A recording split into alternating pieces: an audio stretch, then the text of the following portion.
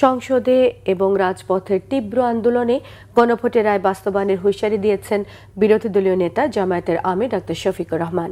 জুলাই সনদ বাস্তবায়ন ছাড়া ঘরে না ফেরার অঙ্গীকারও করেছেন তিনি। বিরোধী দলীয় চিফ হুইপ এনসিপির আহ্বায়ক নাহিদ ইসলাম বলেছেন, বিএনপি আওয়ামী লীগ হয়ে ফিরতে চাইলে রুখে দেবে ১১ দল। রিপোর্ট করছেন ওমর ফারুক। গণভোটের রায় বাস্তবায়নের দাবিতে জুলাই শহীদ পরিবার ও আহতদের নিয়ে সোহরাওয়ার্দী উদ্যানে জাতীয় সমাবেশ বাংলাদেশ জামায়াত ইসলামীর। ক্ষমতায় এসে বিএনপি জুলাইকে ভুলে গেছে বলে অভিযোগ করেন শহীদ পরিবারের সদস্য ও জুলাই যোদ্ধারা।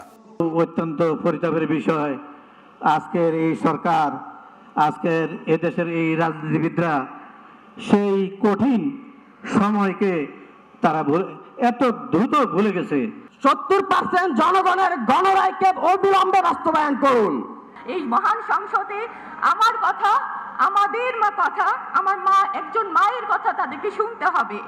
১১ দলের শীর্ষ নেতারা বলেন, বিএনপির জুলাই সনদ অক্ষরে অক্ষরে বাস্তবায়নের কথা জাতির সাথে আরেক প্রতারণা। দাবি আদায় হুঁশিয়ারি দেন ৬৪ জেলায় গণ আন্দোলনের। এই মুনাফিকি করে, দ্বিচারিতা করে একবার গানবার হতে পেরেছেন, ভবিষ্যতে আপনারা জাতির কাঠ করায় আসামি হিসেবে চিহ্নিত হয়ে যাবেন। সুবিধাবাদের রাজনীতি বাদ দেন, গণভোটের রায় কার্যকর করুন। নিজে বলেছেন অক্ষর অক্ষরে পালন করা হবে, সুতরাং এগুলি পালন করে জাতীয় সমস্যাগুলি কিভাবে সমাধান করবেন, সুশাসন কিভাবে প্রতিষ্ঠা করবেন, দেশে কিভাবে শান্তি আসবে, এই বিষয়গুলি নিয়ে চিন্তা ভাবনা করেন।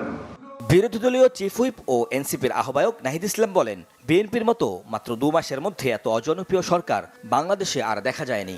বিএনপি যদি আওয়ামী লীগের পথে, পুরনো স্বৈরাচারের পথে এই দেশকে এগিয়ে নিয়ে যেতে চায়, তাহলে বাংলাদেশের জনগণ আবারও রুখে দাঁড়াবে, বাংলাদেশের তরুণ সমাজ আবারও রুখে দাঁড়াবে, বাংলাদেশের জুলাই গণঅভ্যুত্থানে অংশগ্রহণকারী প্রত্যেকটি ছাত্র জনতা আবারও রাজপথে দাঁড়াতে বাধ্য হবে।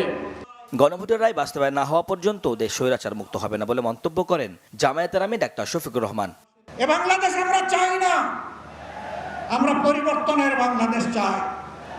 যেই বাংলাদেশে শিশু যখন ঘর থেকে বের হবে, কিশোর যখন বের হবে, যুবক যুবতীরা বের হবে, আমার মা বোনেরা বের হবে, তখন কারো বুক দরু দরু করে কাঁপবে না। তারা নিরাপত্তার সাথে বের হবে, কাজ শেষ করে আবার নিরাপত্তার সাথে করে বসবে।